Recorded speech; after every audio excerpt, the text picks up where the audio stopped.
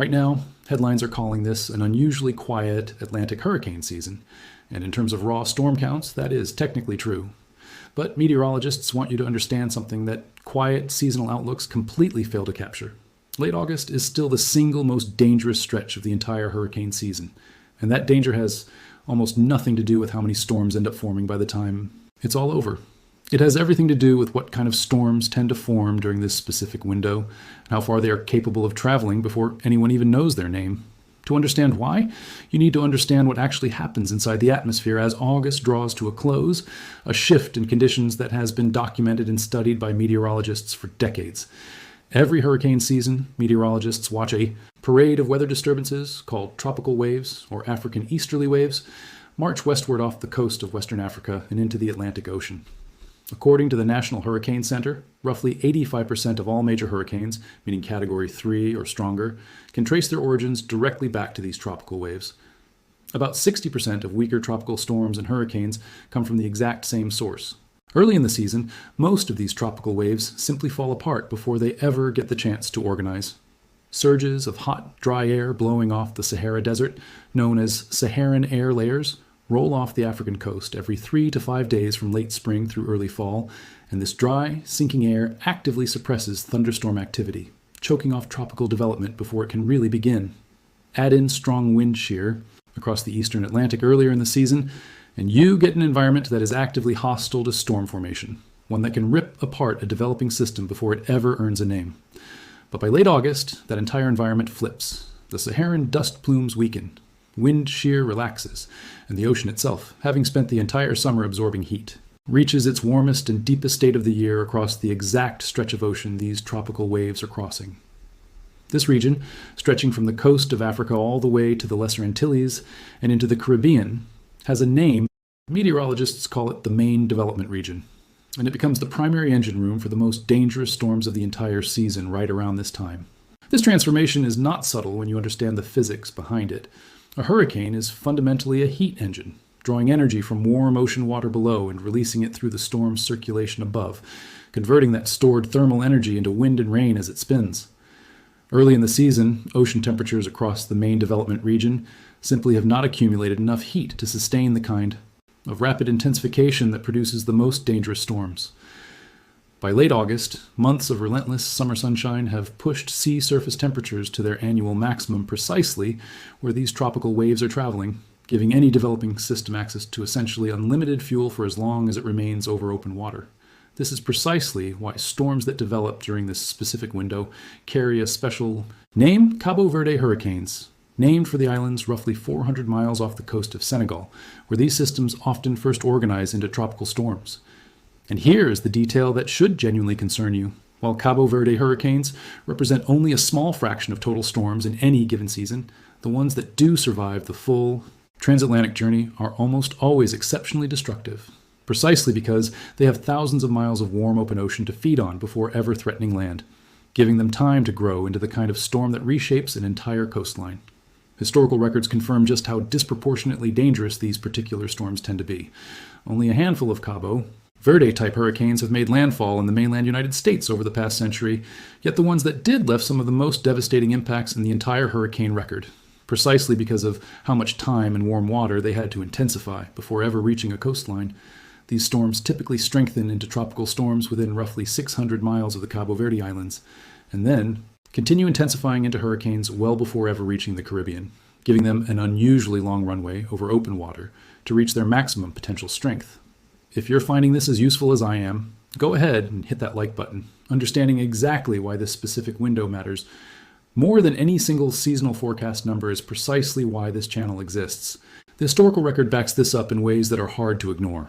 September has produced more Category 5 hurricanes than any other month in the entire hurricane record, with 21 storms reaching that maximum intensity level historically.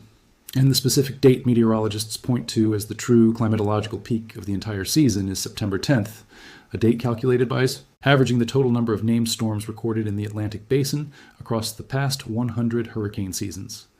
Around 75% of Atlantic hurricane seasons since the beginning of the satellite era in 1966 have had at least one named storm actively spinning in the basin on that exact date, and roughly half of those seasons have had an actual hurricane churning away on September 10th. specifically.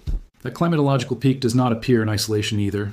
It sits at the center of a broader window of danger that meteorologists watch closely, stretching from roughly mid-August all the way through mid-October, a stretch of nearly 2 months where the overwhelming majority of the season's most significant storms tend to develop. Understanding this window matters because it reframes how people should think about hurricane preparedness entirely. Rather than treating hurricane season as a single continuous 6-month stretch of equal risk from June through November, the far more useful mental model is a sharp, unmistakable spike in danger concentrated almost entirely within this 8 to 10 week stretch, bookended by months of relatively lower activity on either side. But the danger does not begin on September 10th. It begins building weeks earlier, right as late August sets the stage. Hurricane Erin from 2025 offers a perfect real-world example of exactly this pattern in action. Erin formed on August 11th as a large, long-lived Cabo Verde hurricane that crossed the entire Atlantic Ocean, eventually reaching Category 5 strength with sustained winds of 160 miles per hour. It went on to affect an enormous stretch of the Atlantic Basin, from Cabo Verde itself through the Leeward Islands, Puerto Rico, Hispaniola, the Bahamas, and all the way up the east coast of the United States, before finally reaching Atlantic Canada. What makes Erin such a striking example is not simply its peak intensity, but how long it thousands of miles of open ocean, repeatedly intensifying and weakening as it interacted with different atmospheric conditions along its path, including brushes with dry air and shifting steering currents that meteorologists tracked in real time for over 2 weeks. That kind of extended, complex journey is a defining characteristic of storms born in the main development region during late August, giving forecasters days or even weeks of lead time to track a system, but also creating enormous uncertainty about exactly where and how strong it will ultimately be when it finally threatens land. Make sure you're subscribed to this channel because we're going to keep tracking exactly how this pattern develops as we move deeper into what remains the most dangerous stretch of peak season. Now, here is why this history matters so much for understanding what a quiet season actually means in practice. Look at what happened in 2025 overall. The Atlantic Basin produced 13 named storms that year, below the historical average of 14, with only 5 becoming hurricanes and 4 reaching major hurricane status, and remarkably, no hurricanes made landfall in the continental United States for the first time since 2015. By almost every measure, 2025 was officially a below-average season. And yet, that same quiet season still produced 3 separate Category 5 hurricanes, the second most on record for a single season. NOAA's own National Weather Service director acknowledged directly that short-term weather patterns simply happened to steer those extraordinarily powerful storms away from the United States that particular year, essentially describing it as fortunate steering rather than genuine safety. Think about what that actually means. The exact same season that technically qualified DE as quiet, based purely on the numbers, was simultaneously generating some of the most powerful hurricanes ever measured in the modern record.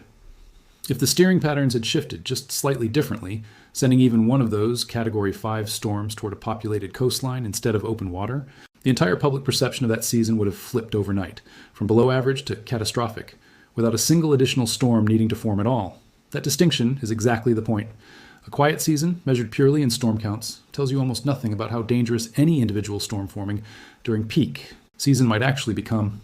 This year's Atlantic season is already shaping up to be suppressed overall, with El Niño increasing wind shear across the basin and pushing seasonal forecasts toward roughly 9 named storms, 4 hurricanes, and just 1 major hurricane, well below typical historical averages for a full 6-month season. Forecasters have specifically noted that Atlantic wind shear this year is projected to reach the second highest level recorded since 1981, trailing only the 2015 Super El Niño season. And the probability of a major hurricane making U.S. landfall sits at just 17%, compared to a long-term historical benchmark closer to 43%. But suppression across an entire season does not mean suppression during this specific window. The same warm, deep ocean water and weakening wind shear that define late August still exists this year, regardless of how quiet the broader season has been shaping up to be, which means the main development region remains just as capable of producing an intense, long-track hurricane right now as it would during any other year, El Niño or not. NOAA's own hurricane forecasters have been careful to stress this exact point publicly, noting that even though a strong El Niño can suppress overall storm development across the Atlantic Basin, genuine uncertainty still remains in how any individual season actually unfolds week to week, which is precisely why reviewing hurricane preparedness plans now, rather than waiting to see how the numbers stack up by November, remains essential regardless of the broader seasonal outlook. This is exactly why meteorologists keep repeating the same message every single year around this time, regardless of how active or quiet the season has looked so far, and regardless of what a seasonal outlook, published back in the spring, predicted. A below-average season total tells you almost nothing about whether the storm currently forming off the African coast will fizzle out over open water or grow into the most powerful hurricane anyone sees all year. Late August does not care about your seasonal outlook, and it never has. It is simply the moment when the ocean, the atmosphere, and geography all align to make the main development region the most dangerous stretch of water on the entire planet, whether this turns out to be a record-breaking season or one of the quietest years on record. It is worth understanding just how consistent this pattern has proven to be year after year, regardless of the broader seasonal forecast, issued back in the spring. Even in years that ultimately fell short of predictions, activity still tends to spike right around this exact window before settling into either a genuine lull or a dramatic late-season surge.